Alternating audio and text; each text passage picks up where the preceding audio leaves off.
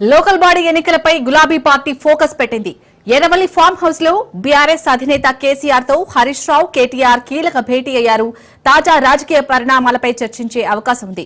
స్థానిక సంస్థల ఎన్నికలపై క్యాడర్ ను సిద్దం చేయాలని కేసీఆర్ దిశానిర్దేశం చేయనున్నారు. మెజార్టీ జెడ్పీటీసీ, ఎంపీపీ స్థానాలను గెలవడమే లక్ష్యంగా బీఆర్ఎస్ వ్యూహరచన చేస్తోంది. కేటీఆర్ నిన్నటి నుంచి ఫామ్ హౌస్ లోనే ఉన్నారు.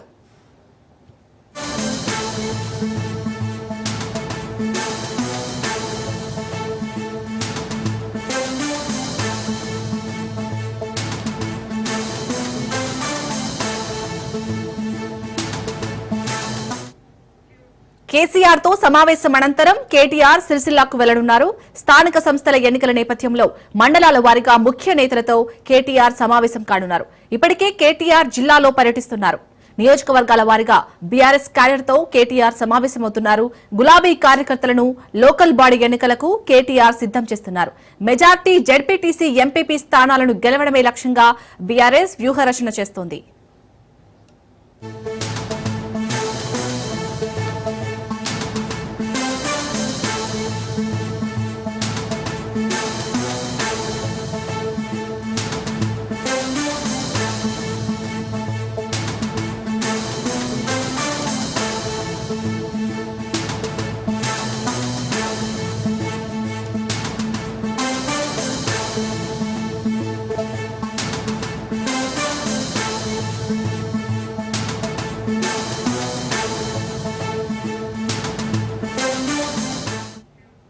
లోకల్ బాడీ ఎన్నికలపై గులాబీ పార్టీ ఫోకస్ పెట్టింది. ఎర్రవల్లి ఫామ్ హౌస్ లో బీఆర్ఎస్ అధినేత కేసీఆర్ తో హరీష్ రావు, కేటీఆర్ కీలక భేటీ అయ్యారు. తాజా రాజకీయ పరిణామాలపై చర్చించే అవకాశం ఉంది. స్థానిక సంస్థల ఎన్నికలపై క్యాడర్ ను సిద్దం చేయాలని కేసీఆర్ దిశానిర్దేశం చేయనున్నారు. మెజార్టీ జెడ్పీటీసీ, ఎంపీపీ స్థానాలను గెలవడమే లక్ష్యంగా బీఆర్ఎస్ వ్యూహరచన చేస్తోంది. కేటీఆర్ నిన్నటి నుంచి ఫామ్ హౌస్ లోనే ఉన్నారు. రైట్, ఇదే అంశానికి సంబంధించి మరిన్ని అప్డేట్స్ మా ప్రతినిధి రాజు అందిస్తారు. రాజు, మొత్తానికైతే ఇటు బీఆర్ఎస్ అయితే లోకల్ బాడీ ఎన్నికలపై మెయిన్ గా ఫోకస్ చేసింది. సో ఎలాంటి వ్యూహరచనతో ముందుకెళ్లబోతుంది?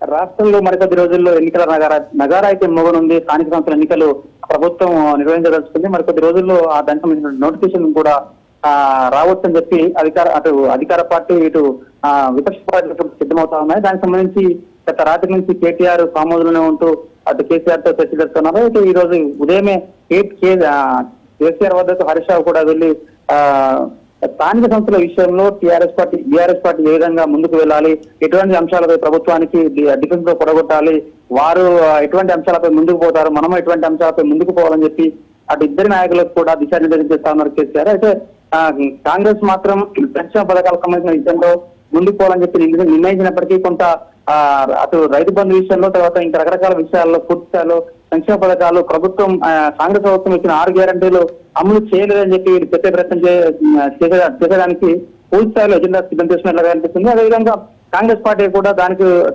ప్రధానంగా వారికి డిఫెన్స్ చేసే విధంగా వాళ్ళు కూడా పూర్తి స్థాయిలో 6 గ్యారంటీలు పూర్తిగా ఇస్తాం, ఇప్పటికే ఇందిరమ్మ ఇల్లు ఇస్తున్నామని చెప్పి కూడా వాళ్ళు సిద్ధమవుతున్న పరిస్థితి కనిపిస్తుంది. అయితే ఖచ్చితంగా స్థానిక సంస్థలు కొడితేనే నెక్స్ట్ ప్రభుత్వం మనం అధికారంలోకి రావాల్సిన ఉద్దేశంతో ఈ రోజు స్థానిక సంస్థల ఎన్నికలకు సంబంధించినటువంటి పూర్తి స్థాయిలో పట్టు సాధించేందుకు అటు టీఆర్ఎస్ పార్టీ ఎన్నికలకు సిద్ధమవుతుంది. అటు క్యాడర్ను కూడా సిద్ధం చేస్తుంది.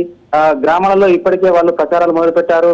కొంత ఇప్పుడు సిద్దిపేట, అటు ఉమ్మడి జిల్లాకు సంబంధించినటువంటి ఇప్పుడే అటు కమిటీలు వేయడం, గ్రామాల్లో అటు అభివృద్ధి కమిటీలు వేయడము, తర్వాత గ్రామ నిర్వహణ కమిటీలు వేసుకోవడము, టీఆర్ఎస్ పార్టీ కమిటీలు వేసుకోవడం, తద్వారా ఎవరికైతే ఇందిరమ్మ ఇల్లు రాలేదో వారిని పట్టుకొని ఖచ్చితంగా ప్రజలకు అందాలి, కాంగ్రెస్ కార్యకర్తలకు, నాయకులకి సంక్షేమ పథకాలు అందుతున్నాయని చెప్పి ఇప్పటికీ అటు ఘర్షణ వాతావరణము గ్రామాల్లో అయితే నెలకొంది. అయితే అటు మంత్రులు బయటకు వచ్చిన నేపథ్యంలో కూడా అటు జిల్లా వ్యాప్తంగా కొన్ని ఘర్షణ వాతావరణాలు చోటు చేసుకుంటున్నాయి. అటు ప్రోటోకాల్ విషయంలో అయితేనేమి, తర్వాత ప్రజలకు అందరికీ ఇంద్రమైంది అంతలేవని, పెన్షన్లు ఇవ్వట్లేదని, రేషన్ కార్డు పోస్టాలు ఇవ్వట్లేదని ఇప్పటికే మంత్రి వచ్చినప్పుడు టీఆర్ఎస్ కార్యకర్తలు అడ్డుకునే ప్రయత్నం చేస్తున్నారు, కాంగ్రెస్ కార్యకర్తలు దాన్ని ఎదుర్కొనే ప్రయత్నం చేస్తున్నారు. మొత్తానికి అటు సంక్షేమ పథకాల విషయంలో ఖచ్చితంగా ప్రజల పక్షాన ఉంటూ కొట్టాడే ప్రయత్నం అటు టీఆర్ఎస్ చేస్తుంది, అటు బీజేపీ కూడా అంతే కోణంలో కొట్లాడుతుంది, అటు కాంగ్రెస్ కూడా వీరికి విభిన్నంగా వీరికి ధీటుగా పోటీ చేసే ప్రశ్నించే ప్రయత్నం చేస్తుంది.